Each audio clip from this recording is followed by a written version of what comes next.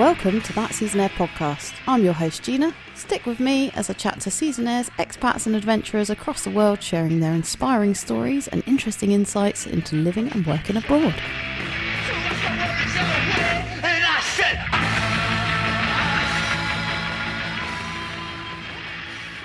On today's show, I catch up with Somerset legend and author of Iberia by bike, Jim Merryfield. In this episode, Jim runs us through his travel journey from his time winging windsurf instructing at Camp America to banana humping in Australia. And we got to the bus station, we just got refused tickets, and then the police basically escorted us out. They said, in Latin American, you need to come with us. And we were like, okay. Oh my goodness. So that was a pretty scary moment. Tune in as we find out how Jim got caught up in the corporate world and how his exit plan led him to a motorbike tour of Europe, inspiring the creation of his publishing company, A Merry Ride Round. As always, Jim shares his tips, tricks and travel hacks to help you on your next journey. And stick with us right to the end of the show as we hear Jim's experience of writing his first book while stuck in South America during the pandemic. If you enjoy the podcast and want to show your support for the show, you are now able to buy me a coffee via the link in the show notes. And without further ado, here's the show. Jim, welcome to the show. How are you doing? Thank you very much, Gina. I'm very well, thank you. How are you doing? Yeah, not too bad. Ready for a chat this morning after having several problems with trying to get this recorded before. So thank you so much for being very patient and me with my kind of technical issues. But yeah, how are you doing? Where are you at the moment? I'm currently in a small place called Colmerano in the La Marche region of Italy, so on the east coast. This morning I've been building steps outside. Oh, really? So we're sort of earning our keep, really. So we're doing a work away currently. So I'm out here cycling through Europe, navigating the 90-day visa requirements. But we've decided to sort of slow down a little bit as we've been sort of, I was going to say rushing through, but cycling through, trying to get to Croatia. We're sort of taking a week in this. It's a beautiful area. We've got the Sibillini mountain range with snow caps on the top of the mountains, just over the hills. So, yeah, thoroughly enjoying it. So we met a few years ago now through our mutual friend, Nathan. The reason that I've got you on the show is because you also have a travel journey of your own. It's not Seasonaire orientated, but like, as you say, you are doing a work away at the moment. And the interesting thing about that is you also started out down the corporate route and changed direction. And it's brought you to some very different places now. And that's why I've got you on the show, so that you can kind of give that information to our listeners and kind of spread the word about alternative routes through life. So we're going to go through your journey today. First things first, when you were at school, what did you want to do initially? Did you have any ideas of what your path might be at that point? Truth be told, I wanted to play rugby for England. And then... That's a great goal. Yeah, so that was a pretty good Excuse goal. the pun. Yeah. But I realised that it's quite a short career. So then I was going to retire and own a pub called the Mighty Banana. That was my plan. But then sort of heading towards college and sixth form, I found other things in life to keep occupied, mainly partying and such like. So yeah, rugby was very quickly not on the cards. I still play on an amateur level, but so I didn't really know after that point what I was going to do.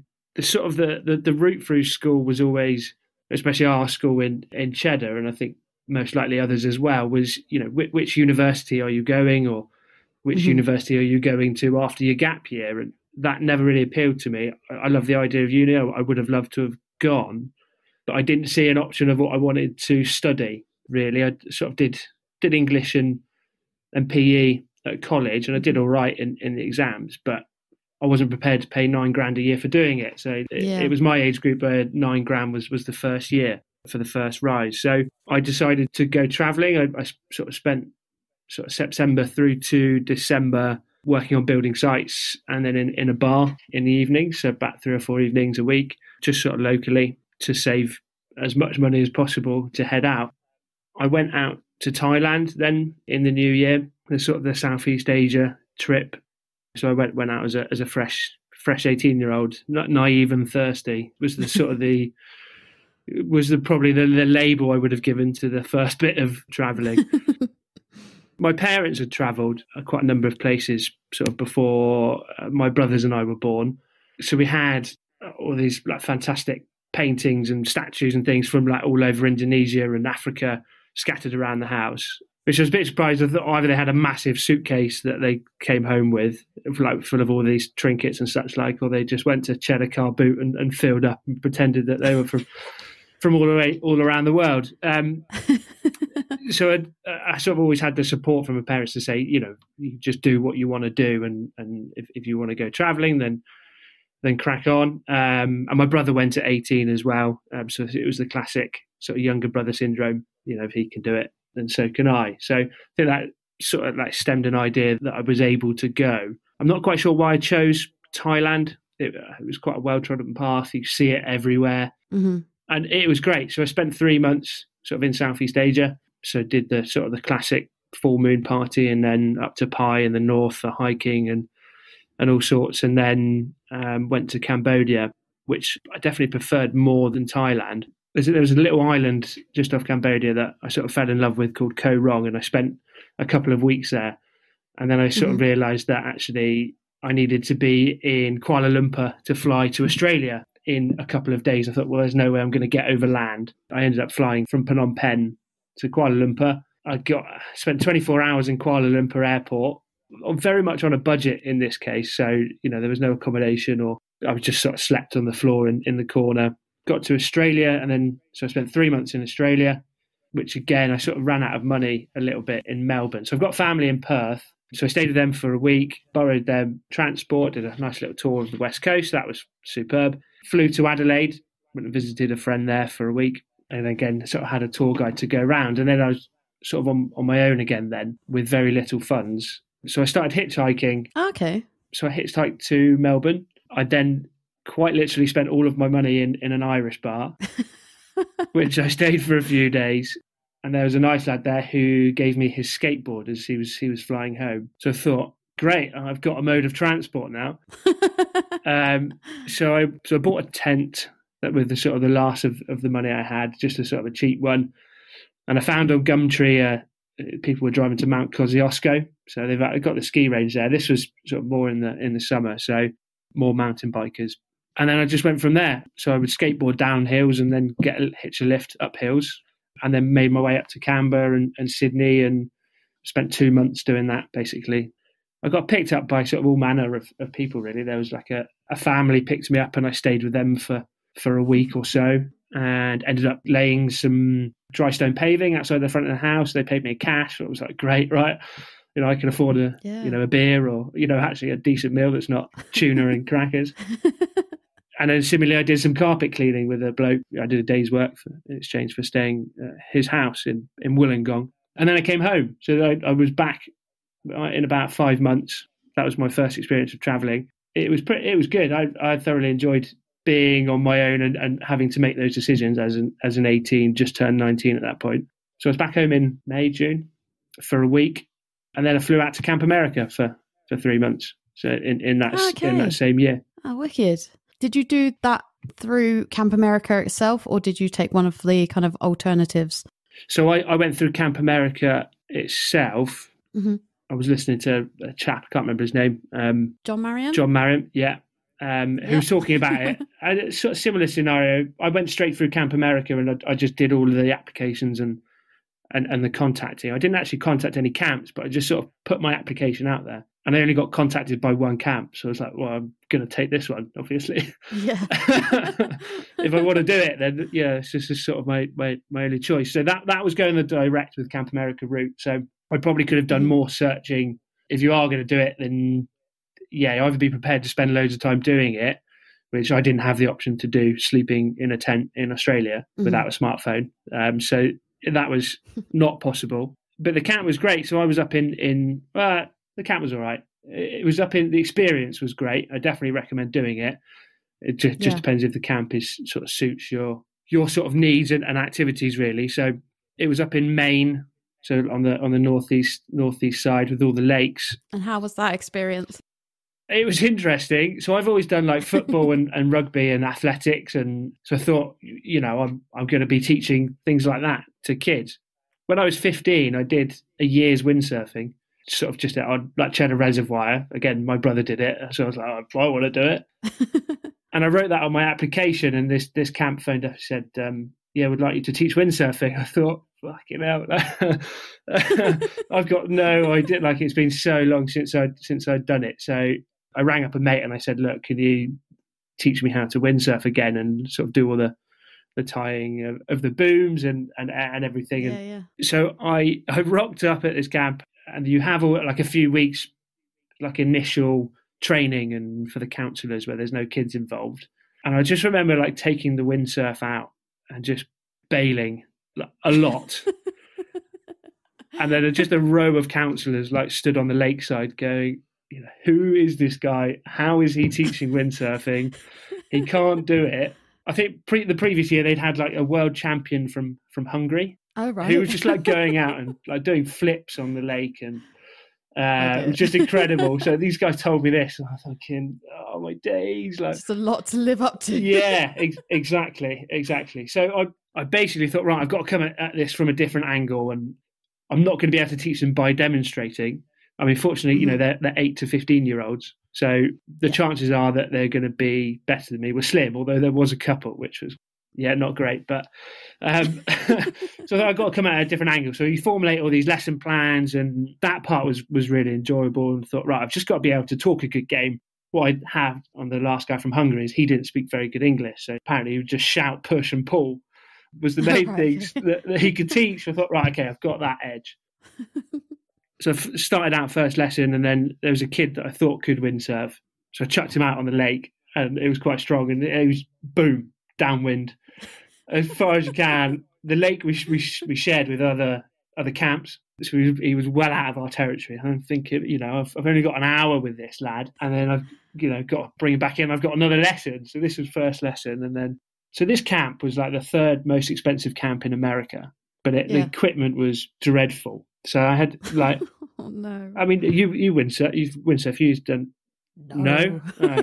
Someone was talking. Someone was talking about kite surfing, but basically, you know, Teresa Cullen, that was it. Yeah. So you need grip on your windsurf boards as a bare minimum, and these windsurfing boards were absolutely ancient, along with every other equipment that they had. So they were making an absolute mint, charging through the nose for camps, and just having this bare basic equipment. So this kid shot off down the lake, and they had this old like 10 horsepower motorboat, which I wasn't allowed to use.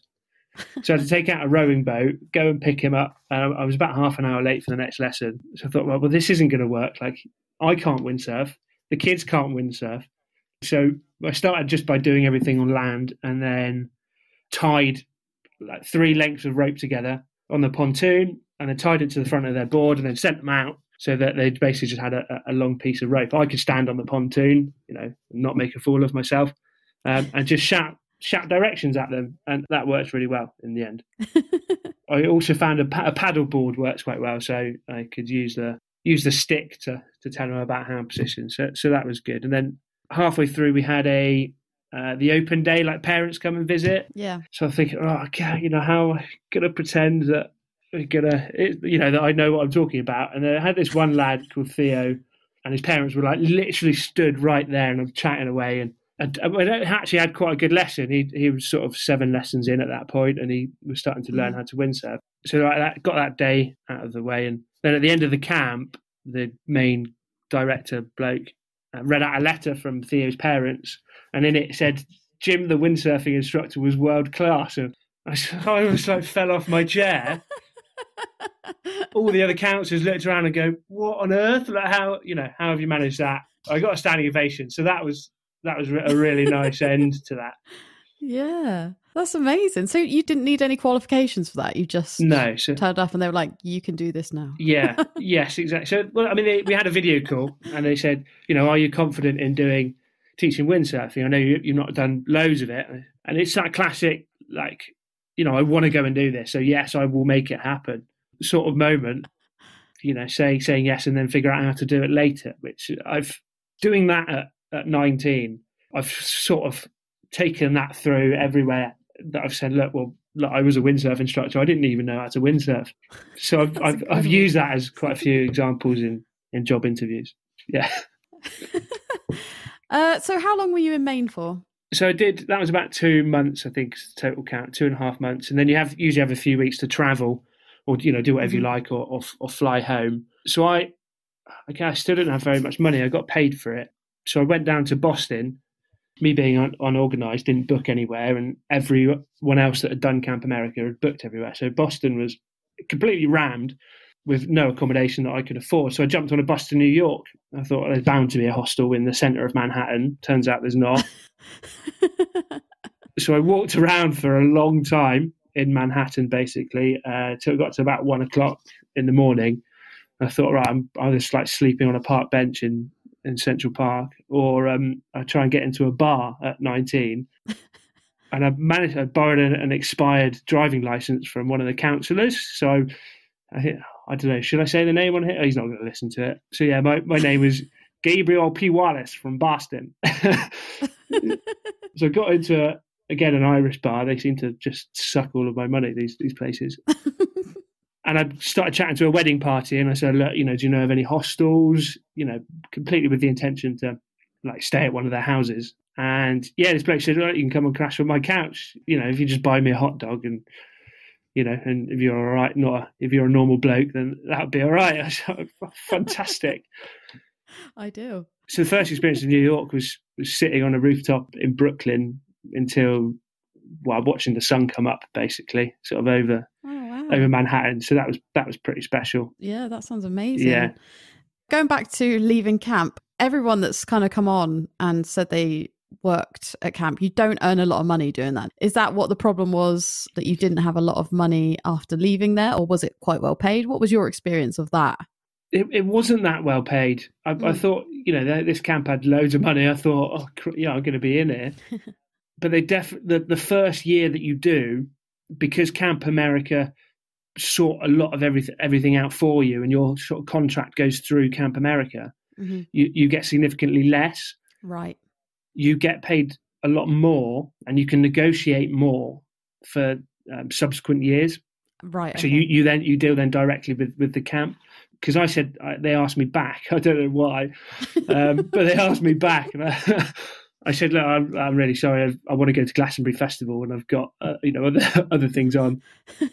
And they said, well, what is it about the money? I said, well, no, it's not about the money in this case. But that opened up the thought. I said, well, look, I could negotiate here, and have that option. So yeah, the first year is not particularly well paid. But I also didn't go out with very much money because I'd spent it all in Australia. So I was digging into savings at this point. Yeah. So yeah, it was sort of a bit of both, really. If you're prepared for it and you go out and you have a little bit of money in your pocket, you can obviously make the subsequent travel significantly better, because you have, it might even be a month or something afterwards, or at least like 3 weeks. And I knew guys that were like flying to LA and like exploring California, and I could only afford to jump on a bus and head down to New York, and then went down to this like tiny little festival in Pennsylvania, with like a plastic sheet as a tent, because Glastonbury was on and I'd missed it, and I was a bit gutted. Oh no! So I found these local people from Pennsylvania, and as soon as they found out I was English, that was it. I was just talking for the entire festival, but I got loads of free beer and all sorts. So yeah, that was great. So that's where you went after New York, was it? So yeah, after New York, I stayed with a friend of mine. India was out doing a different camp, and her friend Molly lived in New York. So she sorted me out. Shout out to Molly. Because she sorted me out for a few days, and I stayed there, and I came back and stayed there again. So yeah, then I jumped on a bus to Philadelphia with the sole intention of going to this little festival. I think it was called Stir Fry Music Festival. It was one of those ones. It was in like the woods. They have 2 stages, so you go from one stage, listen to a band, and then everyone goes to the next stage and listens to the next band. Cool. So I managed to get a bus to the town nearby.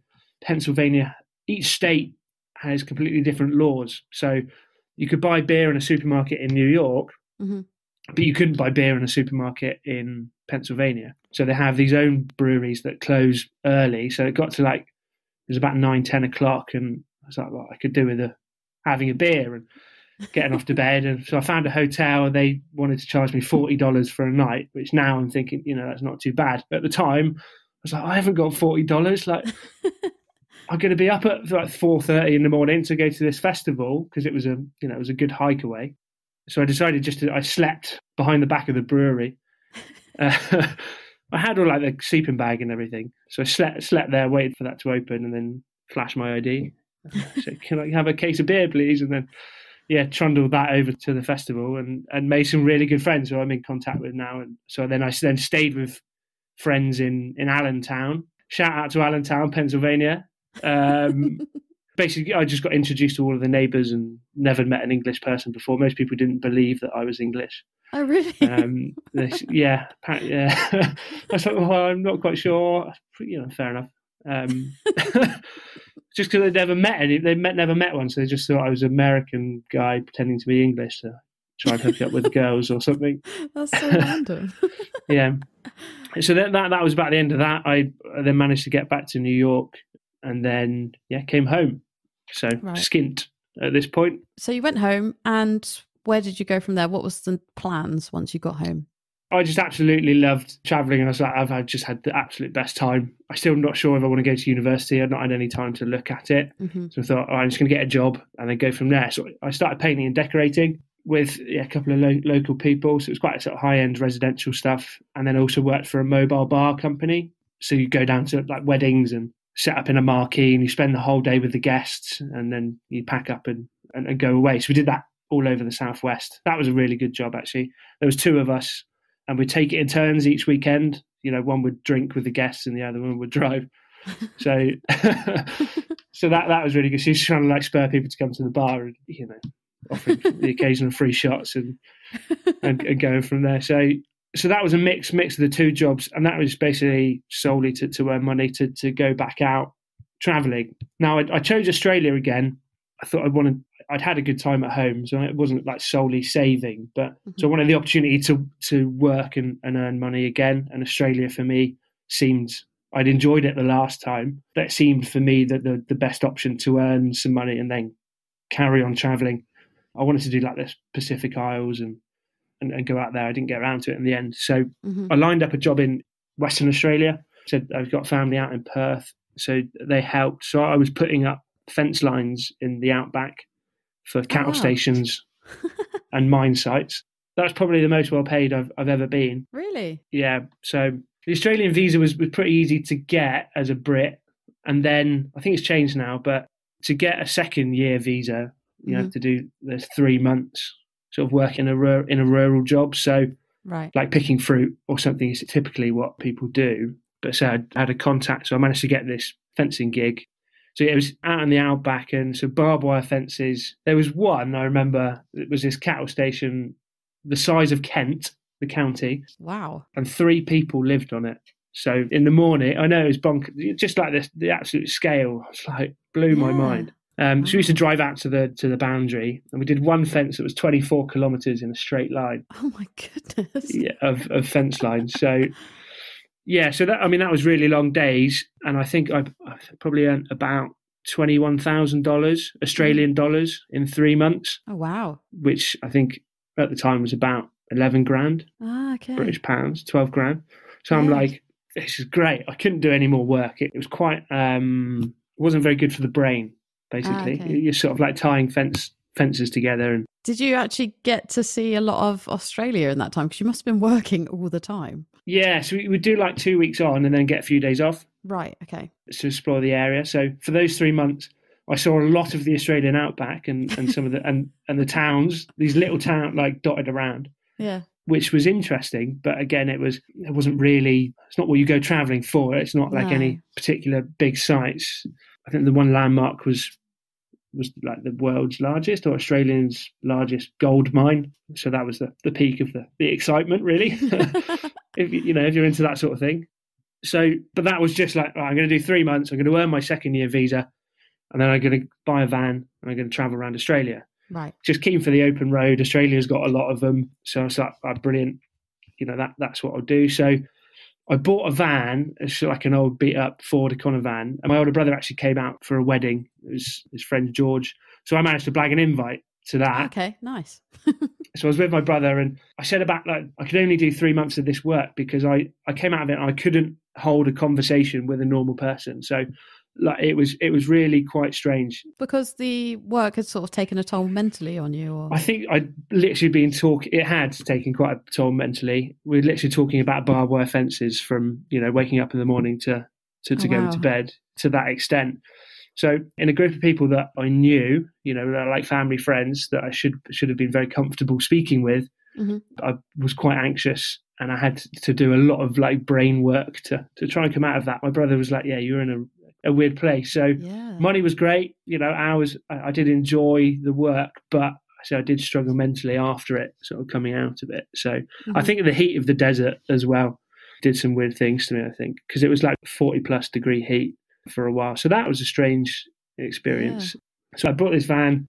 That then got stolen. What? Yeah. So how? Well, I put it up for sale. So I bought this van, and it wasn't quite what I wanted. So I put it up for sale. I had all this money, and it was burning a hole in my pocket. So I found a 1984 Toyota Land Cruiser that I fell in love with.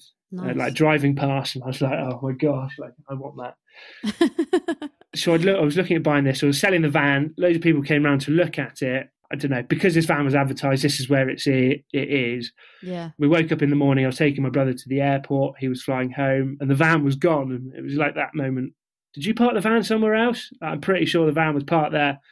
So I had to get my brother to the airport. We then found the van at the bottom of the hill. So they'd obviously tried to jump start it, but failed. So they'd gone at it with a chisel. They'd stolen all of the mattress out the back, and sort of all the doors were sort of like caved in. I mean, the mattress had a spring coming out of it. I wasn't particularly worried. The joke's on them, really. So I took my brother to the airport, came back, phoned the police, and I was like, right, okay. So I ended up sold the van for a lot less than I bought it for. So I lost quite a lot of money on that, but I had this beautiful Toyota Land Cruiser now. So this I was like, right, great, whatever happens, that's fine. So I picked up a couple of people. I wrote an advert on Gumtree in Australia. Gumtree is a bit different than like in the UK and possibly anywhere else. Because Australia is so big, there's lots of lift shares. So I was driving from here to Adelaide. So I took a couple of people, just like wild camping, and then drove to Melbourne. So I picked up a couple of friends that were also out travelling. So I was out on my own, but actually a lot of the time I was with people that I knew, and we'd had a good time. So I ended up going all the way up to Brisbane. And it was at that point I'd sort of run out of money, or I knew I needed to carry on working. I've on a year working visa. I can't just be on a bit of a jolly the whole time. So I did door-to-door sales. Oh, right. For a company called Aussie Farmers. Okay. Which was great. I could get behind that. I'm a big advocate of, shopping within the country that you live and supporting local farmers. And so it was door-to-door sales and, milk delivery, fresh fruit and veg delivery. But then that moved, the team closed down for something, and the team moved over to Melbourne or something. So I then started doing solar panels, which again, I can see why you would get solar panels in Australia. It's pretty sunny. So I was quite passionate about that. I think I really struggled selling something that I didn't believe in. Yeah. So that was about 3 months total in Brisbane. And then, so I would use the showers from the swimming pool. And then one morning, basically, it was like a paradise swimming pool. So lovely, like sandy beaches and palm trees. And they had this pebble dash drains underneath the pool, and I basically dived in head first, and I managed to smash my nose. You might be able to see it. I'll get a bit closer. And I think it was Tom West I was listening to, and that sparked the memory about having loads of doctors in the room, like assessing where you're at. And basically this had split like a little starfish. Oh no. So each doctor was like, oh, I'm not sure how we're going to stitch that up, so we'll get the next one and the next one and the next one, and there's three of them like looking into your eyes. Like the death stare. So I had this bandage on. It was like a T, and I had work the next day, and I actually got quite a lot of sales the next day selling. Sympathy sales. I think, there's a big T for twat on my head. But I got quite a few sales in that. And then another friend came out. He'd been playing cricket over there. I'd earned a bit more money. Brisbane's brilliant. It was probably one of my favourite cities out of Australia. And then we drove up to Cairns, just sort of like finding remote spots to sleep in and going from there. I dropped him off, and at that point I was really skint. So I had this truck. It was worth a few grand, but I didn't have any money. I had half a tank of fuel and a plastic bag full of food. That was probably one of the most challenging moments in terms of, right, I need a job and I need to get paid fast. So I found a free campsite, like no services really, and then would start like calling farms. And the only one that I could find that was available for work was this banana farm. And I rang them up. I said, "Hi, my name's Jim. Like really excited. I'm here for about a month and a half. Looking for a job. Have you got any work?" I said, "Oh, sorry. We only employ people for a minimum of 3 months." I'm thinking, "Oh, shit." Oh, no. I've just put my foot in it, trying to process all of this. Rang other farms. There's literally nothing available. So I know this farm is hiring. Yeah. How can I now get a job there? So I drove to the farm. I said, "Hi, my name's James," which is my real name. I'm here for a minimum of 3 months. I thought, I wasn't. Have you got any jobs? And they said, "Oh, yeah, we've got loads." I'm thinking, oh, great. That's the beauty of having two names. But just everyone called me James from then on in. So there's a lot of times people would say James and I wouldn't react. I'd be like, "Oh, shit, yeah, all right." So I got a job there and I was a banana humper. All right. Yeah. So I'm very proud to have banana humping on my CV. Essentially, bananas grow in bunches, don't they? So you chop down the tree and then you grab them and you take it with your shoulder and then you carry it to a trailer, banana humping. Right, okay. That was a great job. I had no money. There was a campsite where the other workers were working and there was a free bus that would take you in. Yeah. They gave me like 3 weeks of free stay until I got paid. And there was an Aussie bloke that was working at the banana farm and he rocked up one day with like $100 in cash to give to me to tie me over to payday. And I was like, "Man, I've just met you. How do you know I'm not just going to scarp?" And he goes, "Well, I don't really, but..." Oh, that's so nice. That was awesome. I don't think you get... I think you get those type of challenges back home or, looking for work where you have to think outside of the box, but you don't get that kind of generosity when you're in your own country. And I think when you're out on the last legs, people start to see the desperation and they react to it. Yeah, yeah. So I worked there for a couple of months, sold the truck, and then it was about time for Glastonbury Festival. So I came home. So, yeah. Awesome. So you went home to go and work at Glastonbury. Yeah. What was kind of the plan after that? You've obviously used your visa. Yeah. So I actually still have my second year visa. So I went home basically for Glastonbury. I do 3 weeks at Glastonbury building bars. It's a gig my brother got me. So it was 3 weeks at Glastonbury. I thought, right, okay, I'm going to get paid for this. And then I will do my second year visa. Wanted to go to New Zealand, didn't manage to get there whilst I was there. So I was going to carry on this role. And so I did a few weeks painting and decorating after Glastonbury. And I've moved in with my mum at this point and was struggling a bit, to be honest. Love my mum. Big shout out to mum. But, for anyone that's moved away and then moves back knows exactly what you're talking about.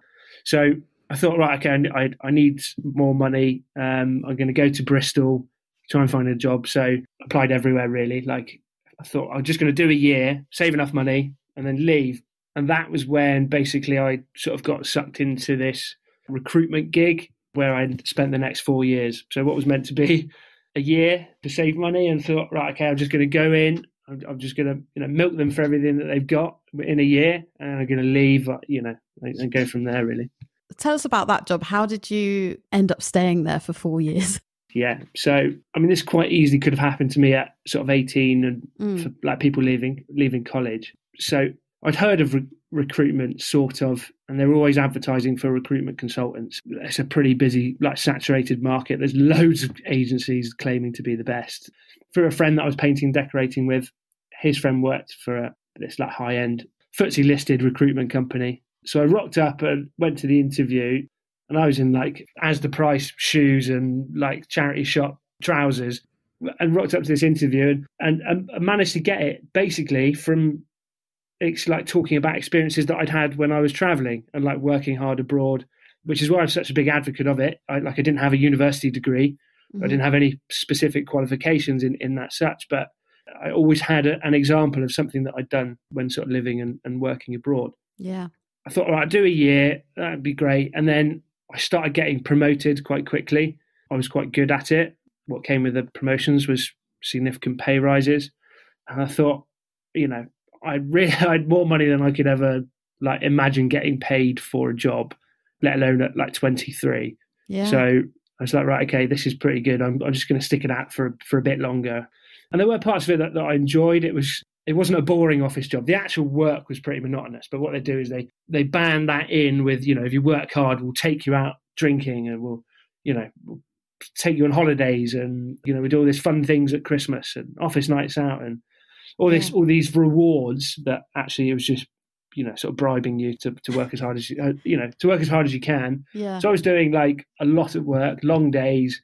And I sort of started thinking, maybe I could just build my way up this ladder and I'll be on X amount in the next couple of years. And I sort of got there, and I actually, it was just, it was more stressful than it was worth. Started having conversations about, like buying a car and buying a house, like buying a new car, and people are like, "Oh, Jim, you're a manager now. Surely you're going to be buying a car soon." And it's like, well, no, I've never wanted a new car. I was quite happy with my beat up old Volkswagen Golf. Yeah. But then I started thinking about all of these things, and I was buying, work shirts. I had like a dozen work shirts. Who needs a dozen work shirts? There's only 5 days in the week, and one of them, is mufti. So it was like, I just started like buying all this stuff that I didn't need and I didn't really want, and actually struggling a little bit. So I found it. I didn't really know what it was, but I got the job. I just became wrapped up in the life of a suit. There's money everywhere. Everyone has a laugh. We go out for beers, in the middle of the week. I'd always felt I was, pretty aware of my values and sort of right and wrong. And I think there and throughout the course of like the 4 years, I think I just was pretending to stick to my values, but actually, a lot of the work I was placing engineers in like coal companies and for oil and gas companies, because there's so much pressure on getting this deal done and making all of this money, not really giving it, two hoots about environment degradation or actually giving it, caring about anyone else in the office or the work that they do, because of this aspect. Is like, well, if you do this deal, then you can get this. And I'm like, oh, I want this. Yeah, yeah. And it must become quite a competitive atmosphere as well. It's huge competition. Yeah, huge competition. So I felt like I could see other people wrapped up in it as well, where it actually had really good. I met some lovely people there that really had the right, like, selfless values at heart. But you get wrapped up in this competition. I need to do this. These are my targets.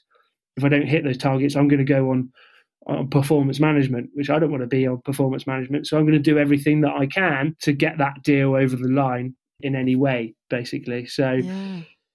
I mean, yeah, the competition is great. I play rugby. I love competition. That's great. But in the work environment, when you're talking about your own lifestyle, that had, quite a bad mental impact on myself, just because I didn't stay true to my values, really. Yeah, it's got to take its toll. Yeah. I mean, there's healthy competition, and then there's this sort of toxic competitiveness that you can get into, isn't there? So yeah, that's it. So that it's quite a far cry from banana humping in Australia. Yeah, I think the backstory was sort of part of the reason why they. I don't know. No one else had come from sort of my sort of background, really. Like, I was a painter and decorator, turned banana humper, turned fence erector, turned recruitment consultant. That I'd sort of broken all of these promotion records and was good at it. And they said, you can come from anywhere and succeed in this company and climb the ladder and be happy at the next stage. And it's like, well, I'm actually not that happy at the next stage. I learned a lot about business and about the way things operate and negotiation. But again, I did that door-to-door sales in Australia, so that helped me get this job as well. Yeah, of course, yeah. I don't know, it reached a point, about 2 years in, it was a case of, I'm just going to work as hard as I can and as much money as possible. And then after about 3 years in, the job got a bit monotonous. I would start at 9, I would leave at 5, and I'd go home and I'd smoke tons of weed, and just to try and like forget about the fact that I wasn't miserable or depressed, I don't think. I just wasn't happy with the type of work that I was doing. Yeah. I was living with some pretty close friends, and I think they noticed a bit of a change in me as well.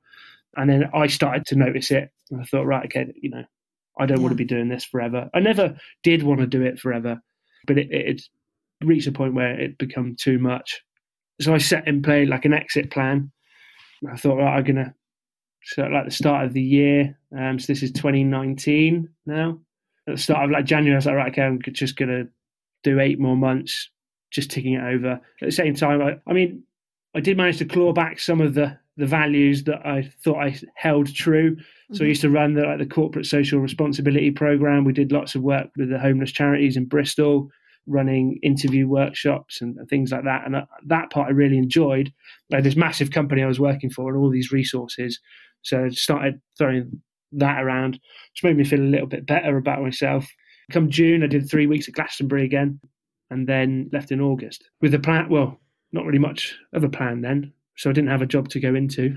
The initial plan was to take some time off. The money was obviously very helpful in that sense that I'd earned from it. I didn't go down the route of buying new cars like everyone else seemed to do, or, a house, etc. And that did fund, the job did fund me to go out to Austria and see Nathan, and that's where I met yourself. And so the actual plan was just to take some time out. I picked up a motorbike license, so I passed that. I bought a big shiny motorbike. It was a Honda Shadow, sort of, if you picture like a Harley Davidson, so sort of like our hands up. I purchased that, and I thought I'm just going to ride around Europe for a bit on my motorbike with my tent. I also took my puppet monkey with me. That's a whole another story. So now we're getting on to the next chapter of your journey. And this chapter you've actually written a book about. So we'll get on to that and how that came about. But where were you heading on your bike? Sure, yeah. So sorry, I sort of touched on the plan of that. I mean, that was it. Was just not to work very much. Take some time out to sort of reevaluate what the next steps were. So I wasn't quite sure where I was heading. So this was at the end of September at this point. So I'd had, a month off from work.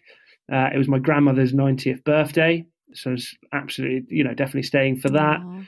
She's a bit of a hero and definitely a role model. So end of September, got a ferry to Spain, to Bilbao. And then that was it, really. I was just going to, ride around Europe until the weather got so bad that I didn't want to sleep in a tent anymore. Because you're sort of heading towards the end of the year. September, October is a fantastic time to be in Europe. You've got all the autumnal colours are superb. It's not as busy. It's not as hot, but you've still got some great weather. So I actually crossed the Pyrenees and drove to the Alps, or the base of the Alps, so Grenoble. And I met with a guy that I'd contracted with, who'd moved back to France, sort of Brexit, really. So I stayed with them for a few days and then hit basically south coast of France, back across the Pyrenees, spent a few days in Barcelona, headed inland down to Granada, which is brilliant. Granada's probably up there with one of my favourite places, or favourite cities at least. I picked up my girlfriend Tash for her week holiday. She disembarked in Malaga airport in motorbike jacket and stuffed with socks and clothes and a carry-on rucksack. I mean, you can only sort of imagine the Bristol to Malaga flight each year and the clientele that are on there. She was very different. So then we've got some friends in Almeria that lived in Bristol, so we visited them. I dropped Tash back in Malaga and then sort of went all the way up the coast of Portugal, hit Porto, crossed inland, and then quite high up, but that got pretty cold in the tent actually. And then sort of over Leon, over the mountains, hit some snow, and then back to Santander. So it was a bit of a loop, mostly following the coasts. And by the time it got to sort of the 20th of November, I think, we'd had some pretty big storms. The tent was on its last legs, and I decided to book a ferry home. Then there wasn't a ferry. I rang them up and they said, oh yeah, the ferry's having their version of the MOT, basically. So they only had one operating. I was like, that was really well put. So they only had one operating. So I had to wait another 2 weeks. It was the start of December, or end of November, I came home. I thought, right, I'll camp on the coast. Essentially, the tent collapsed on me in the middle of the night. Oh no. In a storm. So I spent a whole night. I was awake, basically, repegging in and holding up the tent. No. So the tent I got from Glastonbury Festival. So there was a large bunch of people that leave their tents behind on the belief that they get recycled and sent to Calais. They definitely don't. So I picked up this really nice Van Gogh tent. So I took that around with me. So it was a free tent. It'd done well more than it's due. So yeah, it was definitely time to come home then. That was some pretty big challenges on that trip. So you documented that whole trip in one way or another with your notebook? Yeah, so I didn't go out on the trip with the intention, I'm going to document this and I'm going to write a book about it, which is why I've enjoyed the process so much, I think. I've always carried a notebook. My cousin bought me one for when I went out to Thailand, the first trip. Mm-hmm. So I've always kept a daily journal or diary, I suppose, just of like things that I've done that day, things that I remember. I've since had quite a few bangs to the head, so there's a lot of stuff I don't remember. Oh, no. So having a notebook is very useful. And just lots of little things started happening to me. I was on my own. I was still quite thirsty at that point. The French wine's brilliant. Spanish wine is also equally good. So, I'd have, a couple of glasses of wine in the evening and I'd sit down and I would write. And I started, I'm quite enjoying this. I've got quite a lot of good content. I think I had a conversation with my mum halfway through. And I was like, I think I've got enough to write a book. So that was quite a nice realization. I had read other people's travel memoirs, so to speak. So I came back and I thought, I'm not working. I was partially looking for a job, so I'm going to start writing a book. And then, so it went from there, really. We also, Tasha and I had planned to go out to South America. We'd sold everything. We sold our car and we were going to do workaways. So we set up a workaway account and we were going to volunteer around South America. And I was just going to write in every spare moment, essentially. Yeah. Obviously, I did the travelogue on a motorbike. It's not about motorbikes. I wanted to be, a big advocate.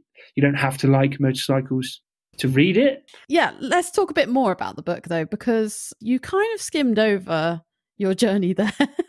Didn't talk too much about your time in Europe. And I just want to go through some highlights of that. I've been reading the book. I've got a copy here. Oh, hello. Yeah. You've got lots of different stories, lots of different experiences in there. So what were a couple of memorable experiences or like your favourite places that you ended up going to? So tell us a little bit more about that. Yeah, so it was about the journey. I was doing long days riding. So I'd do about anywhere between sort of 400 and 500 kilometres a day riding. It wasn't like I'm going to go and do all the tourist destinations and sort of have a look around and be a real tourist. I'd not long passed my motorcycle license, so I was there to ride the bike. It does give you a lot of thinking time as well doing that. I mean, some of the highlights for me were a couple of little cities scattered around Le Puy and Valais in France was superb, just beautiful. They have an illumination light show on from like the whole of summer, which is just absolutely incredible. They sort of cast all these images on all the old buildings that they've got. The south of France wasn't really for me. It was very touristy, very expensive. I don't want to give away all the stories that I've got in the book, so I'm trying to navigate. Not too many spoilers. No, exactly. But you got to sell it. So the book is called Iberia by Bike. A very quick history lesson. I don't know too much about it, but Iberia is the Iberian Peninsula, is the southwest peninsula of Europe. So Portugal, Spain, and the bottom bit of France. I'm from the southwest in the UK, so I quite liked that sort of tie-in with it. Essentially, it follows a little bit. I mean, you've read the prologue. It talks a little bit about the office and the job and how I was struggling with that, and then sort of moves into being a travel memoir. But I would just say sort of relatively descriptive in terms of the places that I've been to. I was thinking about, if people wanted to go and do a similar journey, then it's got like roads on there and description of the roads and places and recommendations and how you find wild camps if you wanted to. Wild camping is technically illegal, but if you're doing it at that time of year, there's not so many people around, or at least looking for you in the bushes. So it visits a number of little places in France and Spain and Portugal that you wouldn't necessarily find typing in holiday destinations in such and such. I give a breakdown of Barcelona and how it's best to access Barcelona from, if you're traveling by bicycle or motorbike or van. So there's like free shuttles into Barcelona and how you can do that in the most cost-effective ways. I was very much a tourist in Barcelona, so that's quite a we did this, you can do this, and there's various options, and this was my perspective on that time there. And then similarly for the South Coast as well. So from what I've read up to, I'm just about to start chapter 8. And wow. From what I've gauged so far, you've got a lot of useful information in there, but also some like entertaining little stories and your experiences. Like in one of the earlier chapters, for example, you have one of your first encounters with someone who doesn't speak any English at all and totally don't know what this lady's trying to say to you and communicate, yes. And kind of show sort of your experience of those kind of things. So it's really good. It's entertaining, easy to read as well, super easy to read, which is good for me because I'm not a big reader. So yeah, super easy to read. And good. Yeah, really enjoying it at the minute. I said my vocabulary is not that extensive. So yeah, it is very much, it is easy to read. There's no sort of mind-boggling. I wrote it how I would want to read something of that, of that story, of that travel memoir. So your Southwest does come through in it, which I thoroughly enjoyed. Good. Yeah. There is no place quite like home. So yeah, I did try to sort of reference that sort of throughout. I've seen some fantastic places, around the world. But to come home to Cheddar Gorge it's still pretty beautiful. So it's still home. So yeah, it's a bit of a running thing to compare everything that we see to Cheddar Gorge. How does one go about doing that then? For anyone who's thinking, I've got a story to tell, how do you actually go about writing a book? First things first is do it. Like speaking about myself in great detail is quite new for me. So I felt it easier to write things down and some of the experiences that I'd had and my thought process throughout that. There are two routes to market, basically.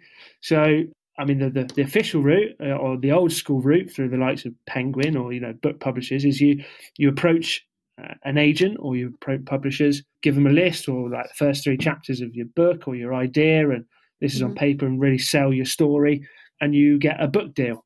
So, you get an advancement to write it, and then you get, a small proportion of the royalties to do that. I decided against going that route because I had so much time on my hands, and I thought, I want to make this my own. This could be, I wanted to learn about every process of the publishing cycle, basically. So I've gone the self-published route, and they call it being an indie author or an independent author. So I've basically been in charge of everything from the people that design the book covers to the editing to the formatting inside. And I've been able to engage with independent contractors on that front rather than having, getting a book deal, writing all of my words down. These are my words. Now make this into a book, and you don't really get any say in the rest of it if you get a book deal. So I wanted to do the whole thing myself. It was quite a bit of upfront capital to do that. But in return, you get a bit more of the royalties per book sold after that. But then obviously you've got to do all of the marketing. So you've got making the book, and then you've got to try and sell it. Yeah, it's an ongoing process, but it's been really enjoyable. I would recommend it to anyone to give it a go. How did you figure out that process? You've never written a book before. Did you just kind of put it into Google? Yes, essentially that was step one. Publish my book, and you get absolutely bombarded with companies saying, "We'll publish your book. We'll do all your marketing strategies. Just pay us, a couple of grand, and we'll do everything for that." And I was like, "Well, this is just mind-boggling." So how do I navigate between that? After I decided I was going the self-published route, there's loads of blogs and people that you sort of get the gist that they're there for you rather than just to make money. Yeah. And there is a lot of free advice. I found what's called the Alliance of Independent Authors, and they basically, for a small subscription fee, they give you, and it's about being an ethical author, basically. So, for example, not writing your own reviews and all sorts, as a very sort of basic thing, but being ethical throughout every step of the process, because there's so many of these companies that will publish your book for you and are absolutely having you on. Yeah. So don't just click on the first step on Google by any stretch. Yeah, I was obviously writing, but before I committed to anything, I spent hours of research, and I think I got that from doing office work. And in the recruitment job, I had to learn about mechanical engineering and electrical engineering and space systems and satellites and and all of that. So it's like, I know how to do the research. It's just about the time that you put into it. Yeah. What has been the most difficult part of writing and publishing a book? Yeah, that's a good question. Actually pressing the publish button, essentially the button, there's obviously a few steps, but I hired an editor. It's something I recommend that everyone should do. There's a variety of different types of editing, from like proof, copy, all sorts. So it was then like letting go of your writing. You can always add to it continuously. I still think of things now, and I thought, bugger, I should have put that in there. Yeah. Or maybe I should have taken that out. But actually, it reaches a point where you just have to let it go. Yeah, it is feeling. What it is. Yes, yeah, I'm sure you do. I think I think that's one of the most difficult things, probably for anyone that's creating something. I mean, at some points, don't you? But for this first time, I was going to make some mistakes. I know I can do better, but that initial stage of actually just letting go of it. Yeah, letting go of your baby and letting someone else edit it. Yeah. I'm having trouble with that. Yeah, yeah. It's that moment where you've opened the door, isn't it? So I mean, you work behind a closed door. You write the book behind a closed door. It's your thoughts and similar for yourself. That editing is behind that closed door. As soon as you open that door and you let people in, you're opening yourselves up to that critique, which I think is very important to do. Obviously, you have to do that. Don't always take everything for what it is, but yeah, that was the difficult part is right, okay, people are actually gonna read it now. I'm not sure I'm ready for that, but let's go for it. So how has it been going since it's released? It's been going well. It has been going well, sort of better than I expected. I think if I was at home, working on the continuous cycle that is marketing, then I think it might be doing slightly better. So I've sold a fair few copies. I think it's probably just all of my family members and my friends that have purchased it, but that's great. I'm down for that. But the fact that we're sort of out cycling, we've been cycling since basically like 3 days after the release date, and we're going to be cycling until hopefully April 2022. I haven't been able to do as much as I would have liked, but I'm all right about that. I'm okay with it. But yeah, it's been going pretty well. It's pretty much available in every retailer or bookshop if you request it, which is nice. So you came back to the UK, you wrote the book, you're now on a cycling tour. So tell us how you got from writing and publishing the book to where you are now. So we had this little thing, I don't know whether you've heard, that the pandemic sort of happened. No, I think I've heard of it, yeah. Yeah. Pretty global, actually. Should really do some reading up on that. No, sorry, no, I know, not being mean at all, but no, so I mean that happened basically. So 2020, so start of 2020, Tasha and I, we got a one-way flight to Rio de Janeiro. This was February. I took my laptop, I took my notes and everything with me, and I was just going to write on. We had like a 24-hour bus ride from Brazil to Argentina, and take some time out, and it was going to be quite a long process, but was just going to crack on at any opportunity possible. So we did Rio Carnival, which was awesome. I mean, things that the pandemic had kicked off, like the virus was in Italy and China, and we were, again, like pretty naive. We're like, maybe it won't reach South America, or, won't do well in the heat. I think just trying to come up with any excuse for us to stay out there, basically. So it was meant to be a 12-month, give or take, trip. So we were there in February. We arrived in Argentina and Buenos Aires in March. And then Argentina basically went into a bit of a lockdown. So we were still on the case of like, well, we want to get into Argentina. We wanted to go to Patagonia, explore the mountains. So we purchased a tent, like camping gas, a couple of pans, some insulation to sleep on. We went to the bus station in Buenos Aires and said, can we have a two bus tickets to Bariloche, which is sort of like base of the Patagonia. We'd contacted a company to rent a tandem, and we were going to cycle over the Andes into Chile and then sort of back round on like a 2-week trip, and then just go from there really and find a workaway. And we got to the bus station and we just got refused tickets. And then the police basically escorted us out. They said, in Latin American, you need to come with us. And we were like, okay. Oh my goodness. So that was a pretty scary moment. And we were stood outside. We were all masked up, and there's a few police, they've got big automatic rifles and chatting away, and we're trying to sort of navigate between. We'd been learning Spanish, but couldn't get any grips as to what was happening. And they said, there's no travel. You need to go back to your accommodation in Buenos Aires and stay there. So we were like, right, okay. Yeah, we'll go back to the accommodation that we haven't booked or we don't have. So we jumped in a taxi. I said, where do you want to go? We just sort of just said like the centre. And we went on Airbnb and we found this accommodation in a place called San Telmo. It's this like 100-year-old art building. And we stayed there. So we checked in there for what we thought was going to be a week. That then transpired into 2 weeks, and the lockdown got stricter and stricter. You know, at this point, we'd been enjoying South America. Everyone in the UK was fighting over toilet roll and and whatever, God knows what else. So yeah, we thought we were in a pretty good situation, actually. And we thought, you know, this is all right. I can write my book. I've got loads of time to do it. Bottles of wine are like £1.50 for a bottle, like a nice bottle of Malbec, bargain. So that carried on, and that was about 2 months we were there. So we kept on extending the Airbnb. No one else was booking it because no one else could travel or stay away. We were trying to get a flight home. After a while, we realised, right, we have to come home. The insurance is no longer valid.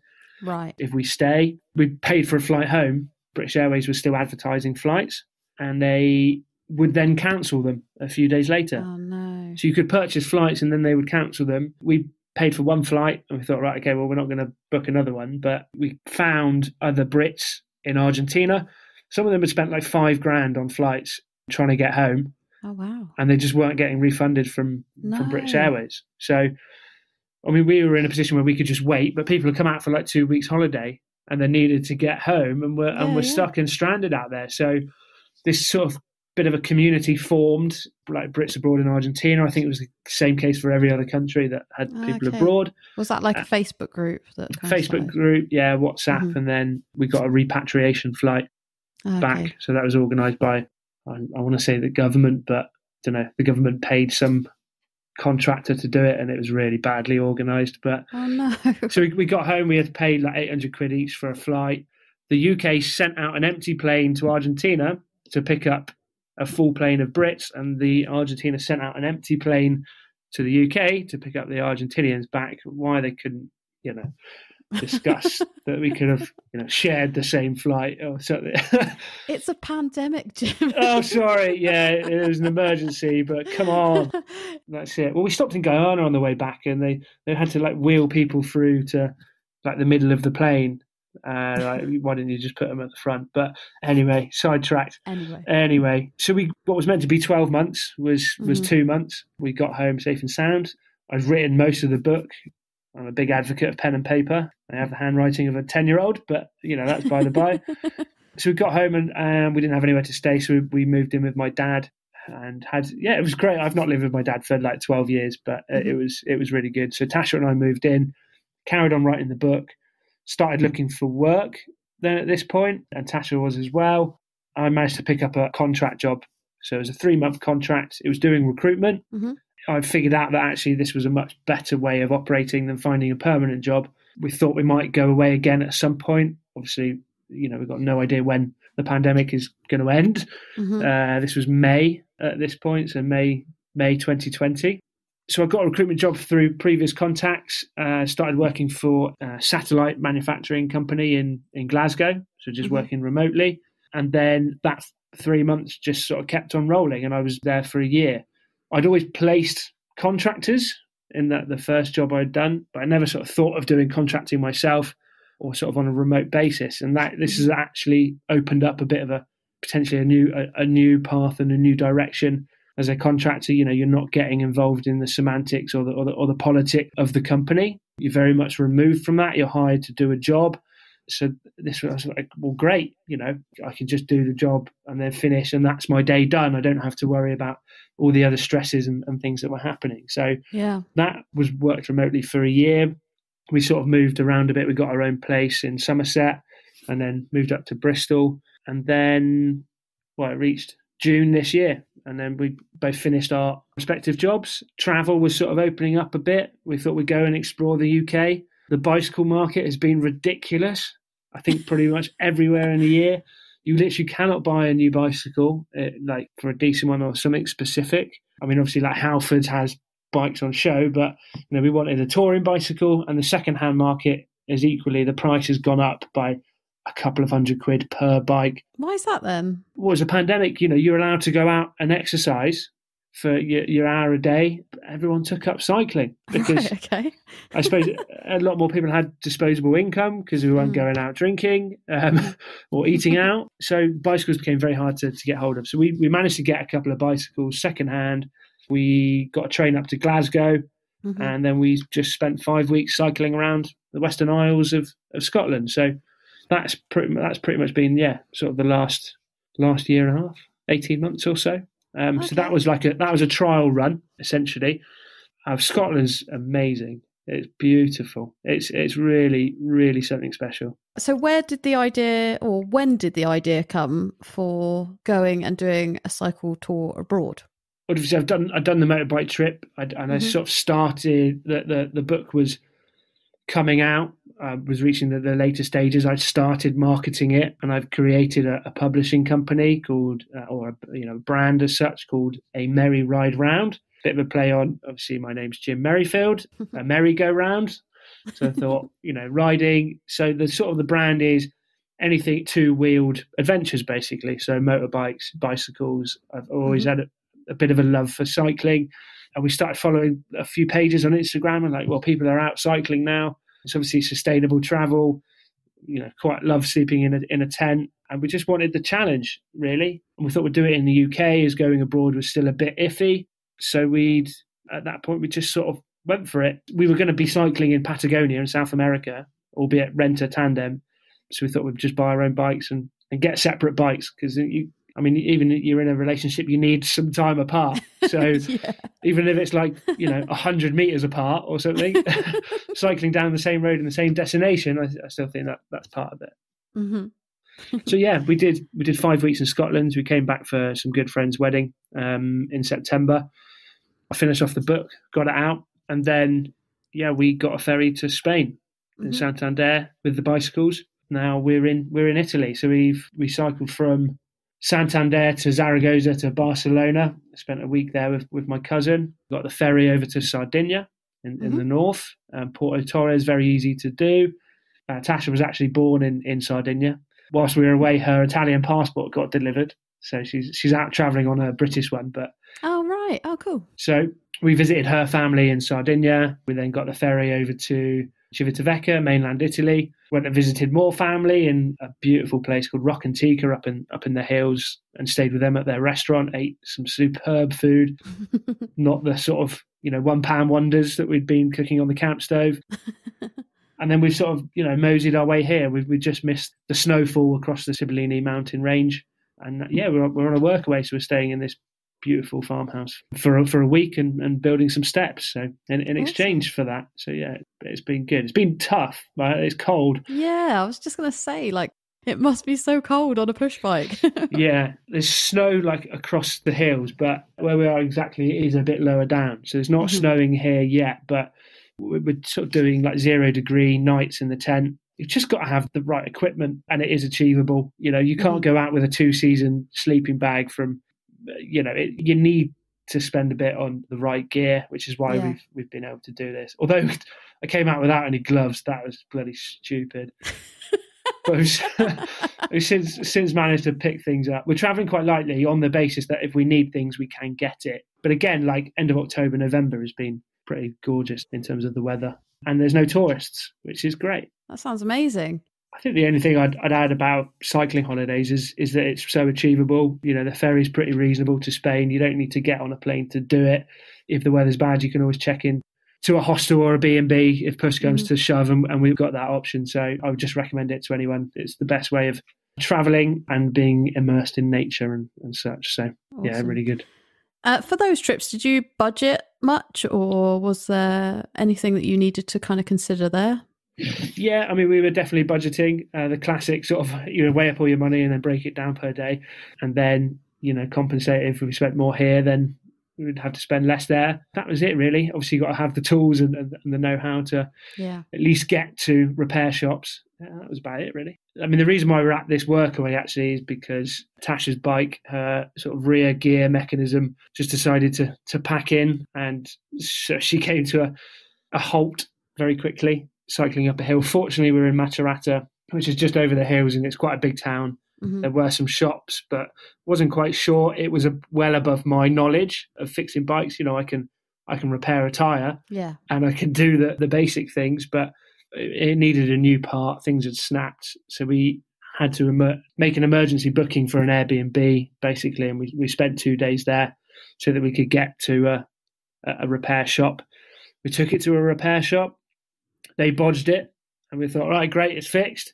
We got down the road, and the wheel came off, slipped out of the hold. Oh my God. So I thought, right, okay, something's going on here, but I put it back in and thought, oh, right, it's just slipped out. He hasn't done it up properly.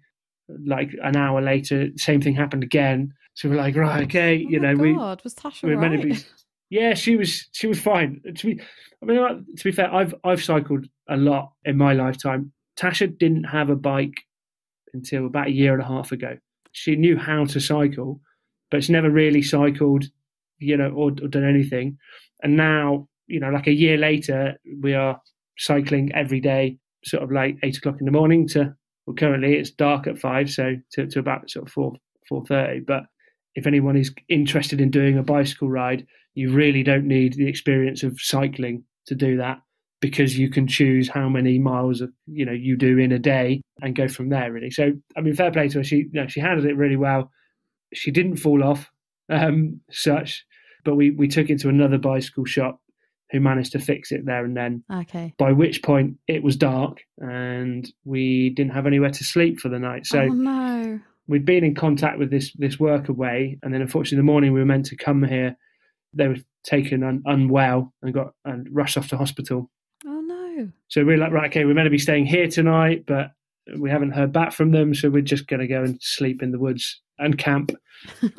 So that was pretty cold, but like I said, we've got the equipment to do so, and now we're here and everything's good. Yeah. So how long did it take you to get to where you are now from the UK? Yeah, so we left middle of October. It took us just under 2 months, so about just over a month and a half. Mm-hmm. I think we're about 47 days in to our 90 days. And that was, we'd stopped in Zaragoza for 4 days to sort out some medical things. And then again, we stopped in Barcelona for 5 days. So, we've taken it, we've cycled, but we've been quite relaxed in terms of, if we stop somewhere and we like it, we'll stay. Yeah. And we'll commit to enjoying that, without bicycles and walking around and, having a couple of beers or going out for dinner. The fact that we're camping in between those parts means that we're saving money in other areas that we can enjoy a beer or the occasional food out or meal, and then eating quite cheaply in other aspects. Yeah, awesome. I'm going to move on to the questions now. Cool. Throughout all your travels, where is your favourite place that you've ever been?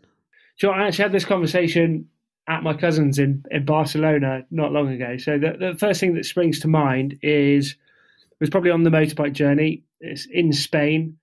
It's a remote place called Castillo de Zafra, so Zafra Castle, essentially.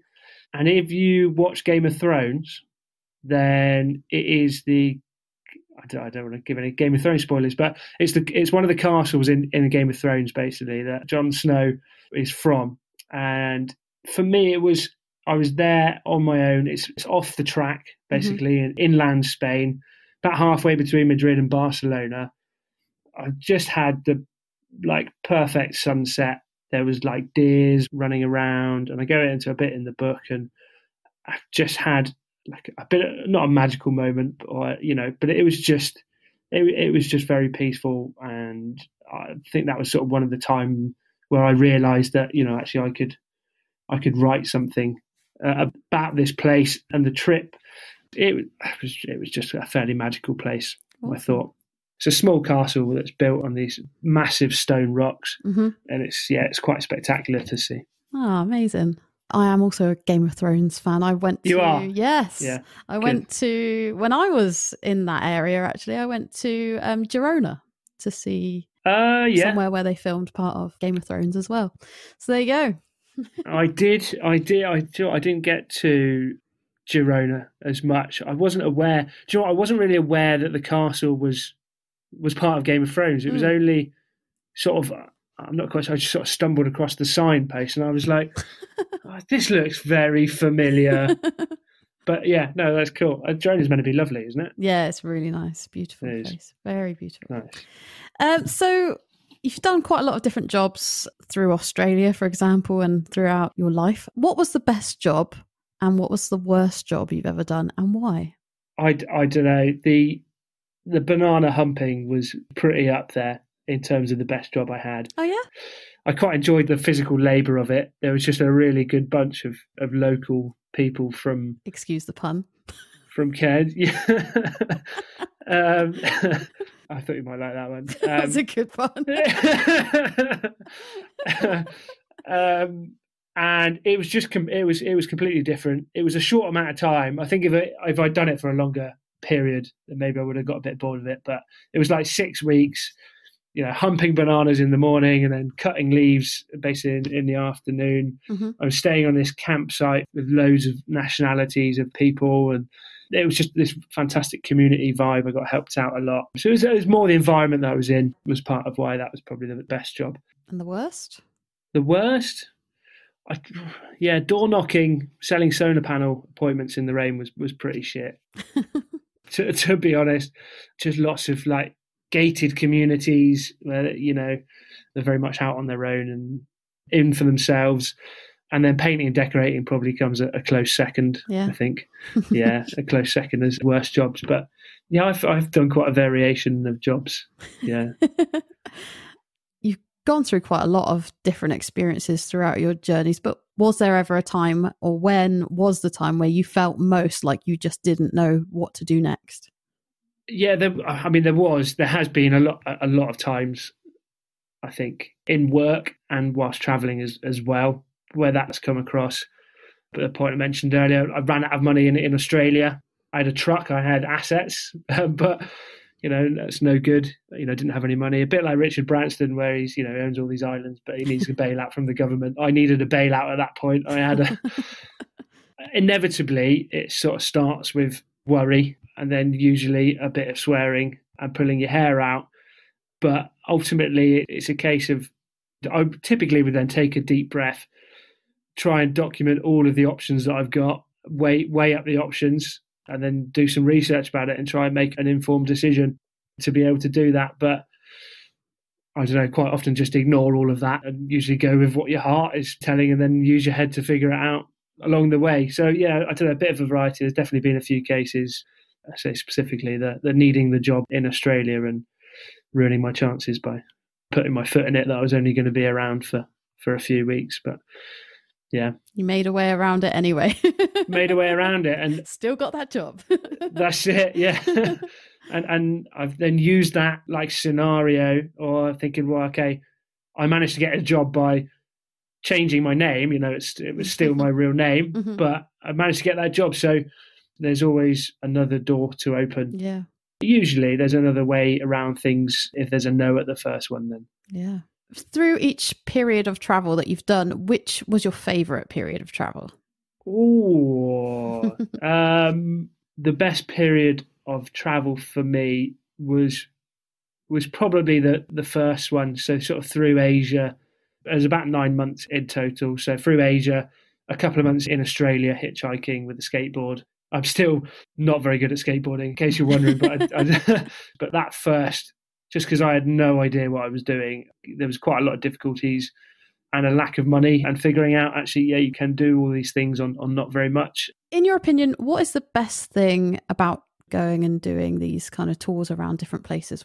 For me, it's the variation of challenges is the best thing, really. It keeps you limber, probably doesn't keep you young. I think I'm 27 going on 50, but it definitely opens your eyes, and just being able to take a step back from what is quite a stressful world mm-hmm. to live in and life. For me, it gives me the opportunity to learn about things I'm interested in, people and places from sort of first-hand experience. I'm doing that now with Tasha. We're traveling together, but I think it's the most important thing for me was when I did it on my own as you're on your own accord to an extent. You stay places for a while when you start to get a security blanket around you with, mm-hmm. with the people that you get to know, as I'm sure you're aware. But it's the process of learning how to do that, and you can take those experiences right through life. Like I said, I didn't have a concrete job from leaving college to the age of 23, but I travelled and I wasn't studying. But in every interview that I had, I was able to give an experience of something that I did when I was working abroad. Not even just working, but travelling abroad. If you hadn't gone travelling, what do you think you would be doing now? Do you know what? I would probably still be in recruitment, a little bit miserable with loads of money. Well, at least for what is a load of money for me. Because I had been travelling to start with for sort of on and off over that period of time. When things got pretty difficult when I was working, and I was 3 years into the sort of the office job, and I thought, is this it? I think if I hadn't have been travelling before, then I wouldn't have made the realisation, at least not on my own, that was when I was happiest. I could do that again. That is more of my passion, and I could potentially make something of that. So yes, I would probably still be at home, which I love, and I've always loved going back to it. But I might be in something that doesn't push my buttons quite as much as doing this and trying to figure out a career path from it. So throughout all your travels, where feels most like home? Do you know what? Nowhere else really feels like home. Haven't had that answer yet. Not sure if that's what you expected or not, but I'm very fortunate from the home that I come from, not just because it's cheddar, but also I've very strong friends network back home. I've got my rugby club who I love, family, and it's also just a fantastic part of the UK, that perfect mix of nature of the southwest and Bristol as the city. So there is nowhere quite like home, I'm afraid. I love being away, but I do miss it. So you don't think you'll ever move away permanently then? Not for the rest of my life. I could definitely move somewhere. Tasha and I have talked about it, about living in places for a few years. I could definitely do that. In which case, we could definitely live in Italy. Tasha's Italian, but she doesn't speak Italian, so was a bit of a goal. But also Granada has been somewhere that I would love to live.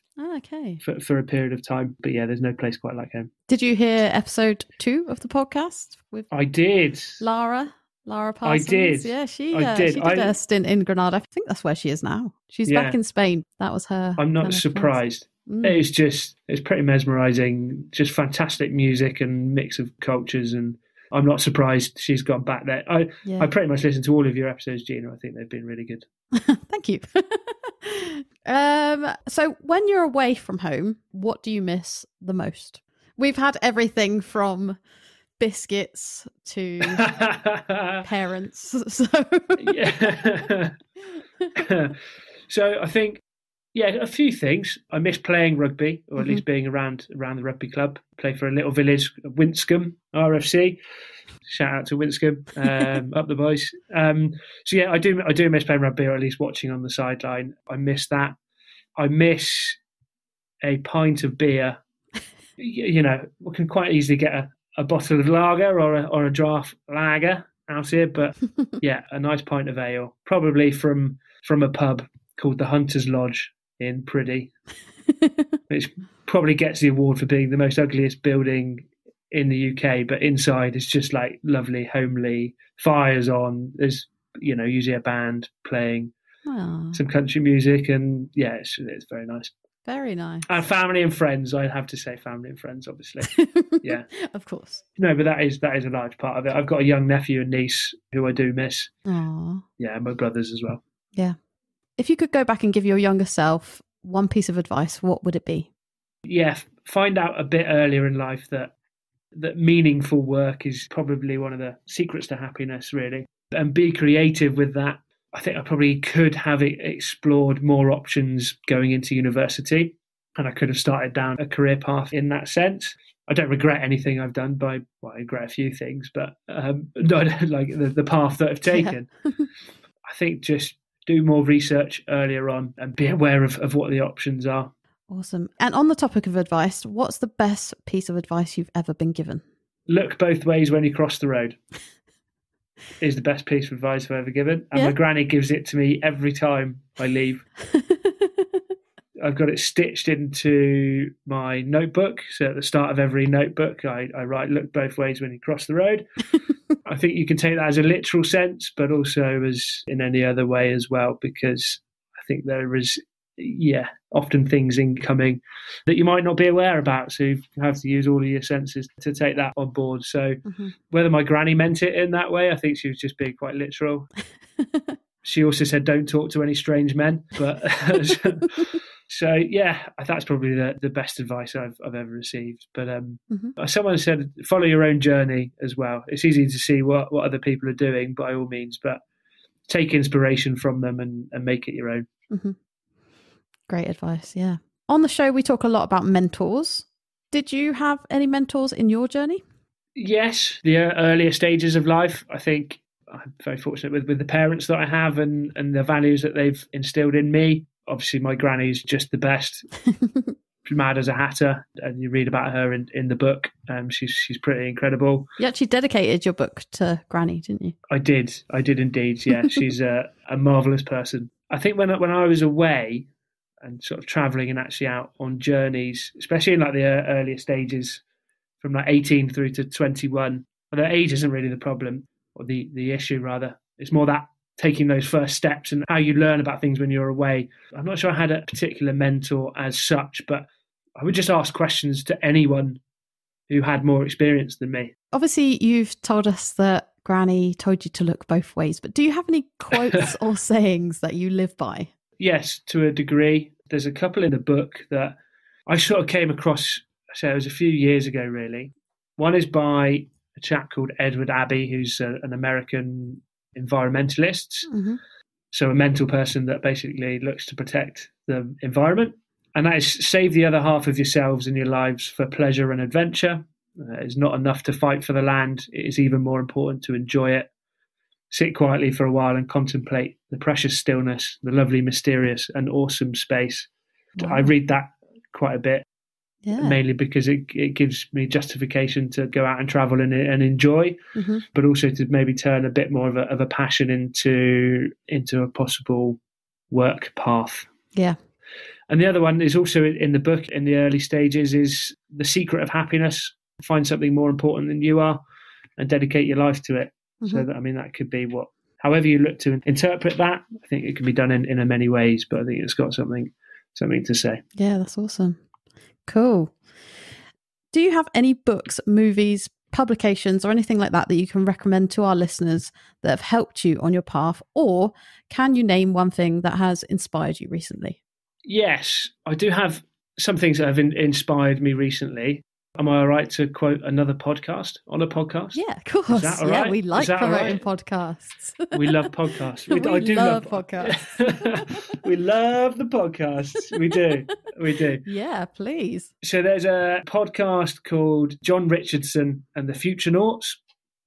John Richardson is that comedian guy from, I think it's 8 out of 10 Cats. Okay. He's very funny and he's good. It's basically something that I've found interested in and I think is more important than myself, and I'm going to start looking to sort of dedicate my life to it from that quote earlier. It's 3 nerds that look at the current systemic impact of the world in a very clever and humorous way. Nice. It sort of opens the door to some things that I had no idea about in terms of sort of consumerism. But the one thing that really stuck actually was how they were talking about work paths and different careers and how you navigate your way through that happiness, really. The one thing they said is that there's no direct route to finding what works for you. So they say your career will not make sense in the windscreen of a car, but it will make sense in the rearview mirror. So it's more about the values that you choose guiding you through life rather than trying to find a specific job that you think will work for you. You'll eventually find that job where your values and passions meet if you keep them true. And if you don't, then you'll hate your job and you'll become one of the 85% of people that hate their jobs. Apparently, it's the current statistic. That really stuck. So I was like, right, okay. That gave me a real desire to try and put more effort into making a bit of a difference. But at the moment, I'm currently enjoying the adventure and the fruits of labour and what the world can give. So yeah, that was definitely one thing that inspired me recently. Awesome. Yeah, I'll have to give that a listen. So you're not a seasonaire, but I'm going to ask you this about travel. What is one myth about travel life that you would like to debunk? I think it's just the fact that it's all laugh and play. It's not. It is a challenge. It's not a full-time job, obviously. Most of the time you're doing what you want, but it can be very challenging. It can be lonely. It is important that you approach and deal with that solitude. That can be a challenge. So, yeah, the fact that you're just going to have the best time all the time is not the case. Doesn't sound very happy. No, it doesn't. Well, no. It's the still truth. Good though. It is still bloody brilliant. It's the best thing that you can do. You learn a lot about yourself, but there are challenges. Yeah. Yeah, from a mental perspective, but also in just the experience and then how you approach yourself in the next steps. Yeah, for sure. Does that make sense? Yeah, it does. Now I have to ask you Mark Lender's favourite question, my mum's favourite question. Mark Lender. Yes. Big up Mark Lender. What's one thing you take with you everywhere you travel, or do you have any travel hacks? I always take juggling balls with me. Juggling balls? Juggling balls. Why? Yeah. That's so random. I like it, but it's random. Why is that? So I started juggling when I was like 8 years old, possibly younger. Yeah, for a little bit of a circus family. We've sort of always had various things around the house, but I then really started getting into it sort of through exams and revision. I felt like it's a really good way of concentrating, but also it's a bit like meditation, really. So I would just juggle for a long time in between revision breaks. There was a talent show at the Camp America that I did for the staff, and I thought, all right, okay, I'll do some juggling. Okay. I'm not very good. Like, I can juggle with 3 balls continuous and do a few tricks. I mean, you've seen people do like 8, 9, whatever. Yeah. So I thought I'd do this talent show and I'd juggle somewhat. And then this kid went out who's 13 and he was juggling with like 7 balls, juggling with like rings and clubs. And I'm thinking, oh my God, what have I signed myself up for? And I went out and I was rubbish, but they all had a lot of fun laughing at me, so I joined in. It was quite amusing. But yeah, juggling balls. I used to juggle on the side of the road in Australia if I hadn't been picked up for a little while, so hitchhiking. I think that helped. It passes the time very well, and for those sort of lonely moments. I've taught a few kids to juggle, sort of in the time of like we were in Brazil and we were cycling around a place and I just had my juggling balls on me and there was a kid who was sort of running around throwing stones and I said, why don't you try these juggling balls? And I don't know whether they can juggle now or whether it worked or not, but yeah, it's just I don't know. I've just always carried juggling balls. That's awesome. Yeah, my mum will love that. Good. And any travel hacks? Travel hack is definitely for me is pack less than you think you need, especially for cycling or even backpacking. Seen some, enormous bags on the back of people's backs, but pack less than you need. Leave yourself a bit of space to purchase things when you're away. You don't need to take everything with you. Everything is pretty much accessible wherever you go, unless, right out in the middle of nowhere. Yeah, definitely pack less than you need. I realised that cycling up a couple of hills in Scotland. But yeah, so I found that out the hard way. Awesome. For you, what was the biggest lesson learned from your travels? Main thing for me really was money comes and goes. Debt lasts as long as your memories. So I just chose to have more memories than debt, really. That has been the most enjoyable thing. I think, like I said earlier as well, the diverse experience, it keeps you limber. You're ready to tackle challenges, however scary that they are. I know anything that comes onto my plate now that I have done something similar or something varied in the past and I overcome it. For example, I get quite nervous like ringing librarians trying to tell them to stock my book or like bookshops but I know I have done that type of thing in the past. I just need to be able to talk about myself and the book and do that. So, and I think you get that from doing stints on your own and and working and traveling. So yeah, it's just pushing through that barrier, isn't it, in your mind?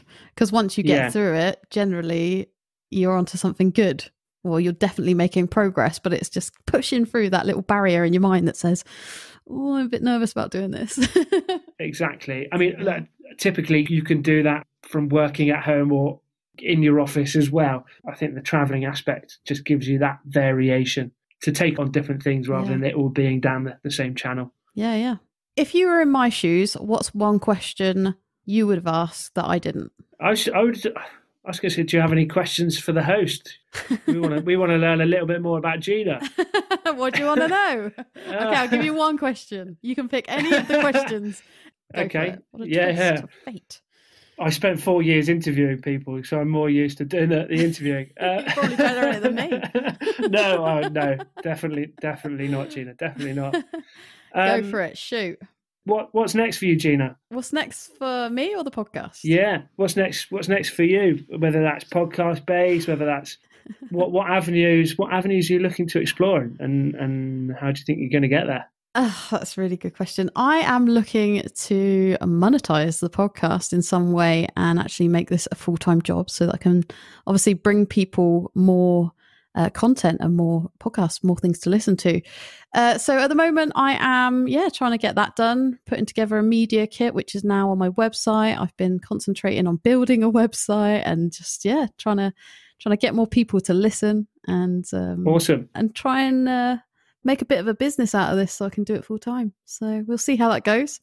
But yeah, it kind of resonated with me when you said that whole, it's scary when you call the libraries and ask them to stock your book. It's a bit nerve-wracking. I have that when I'm kind of approaching people for either sponsorships or want to work with partners in trying to monetize, and it is just pressing that button.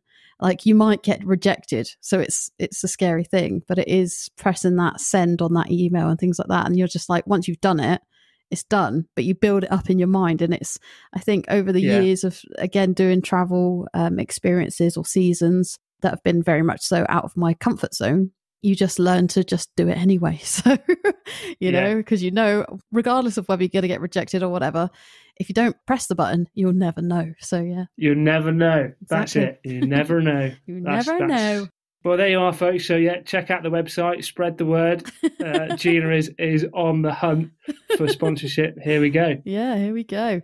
Let's get it out there. Thanks for asking. That was a good, I like that. I really enjoyed that.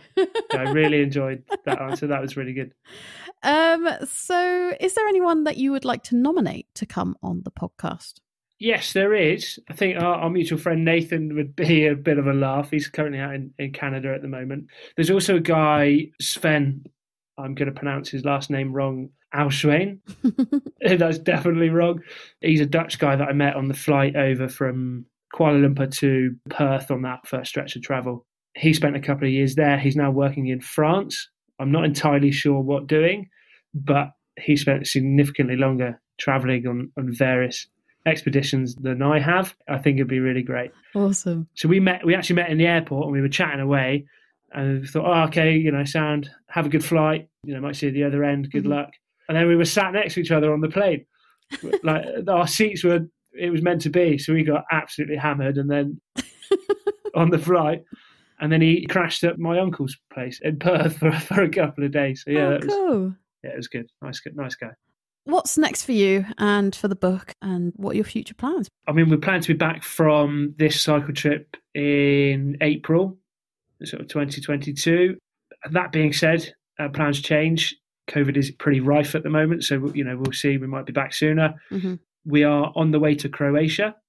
We can get to Croatia, then we have a fresh 90 days visa because they don't abide by the same visa rules for Brits. So we'll probably spend a couple of months there. We'll be back in for next year. In the summer, we've got a few sort of family and friends' weddings. I've got the option of picking up contract work if I need it. And then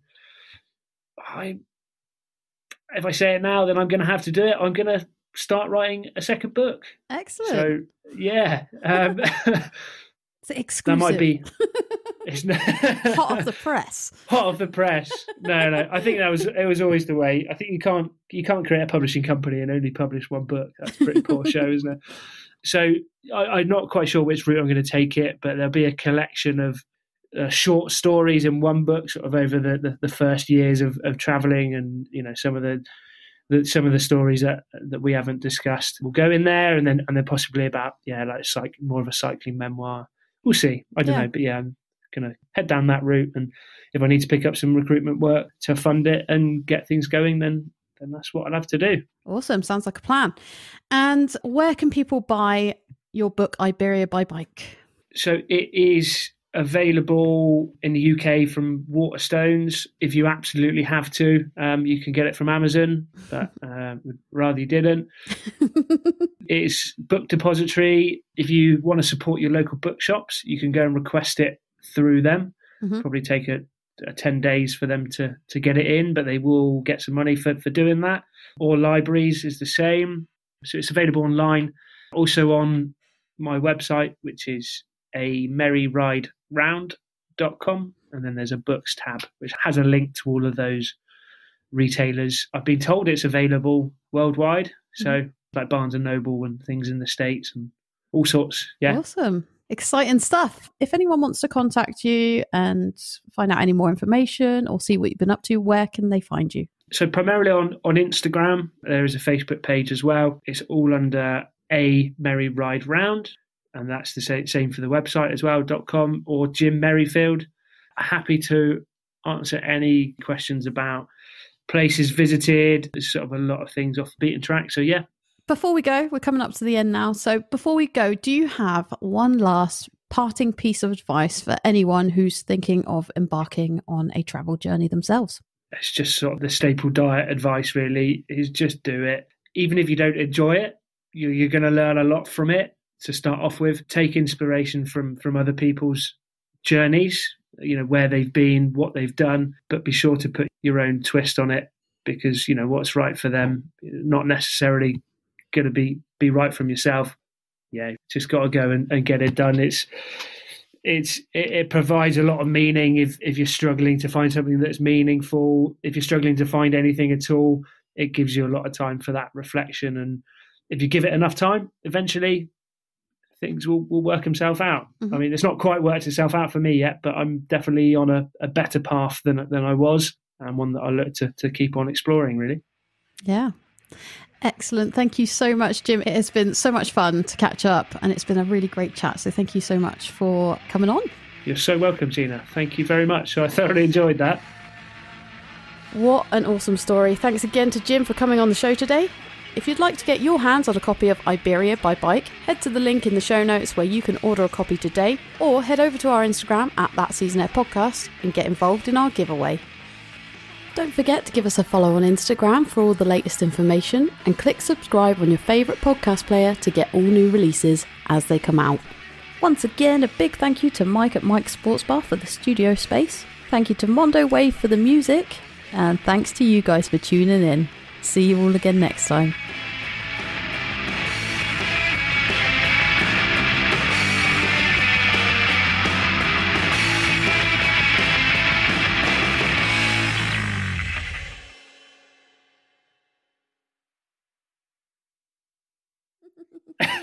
You didn't pick me up on that one. No, I didn't. I was like, where are we going here? Yeah.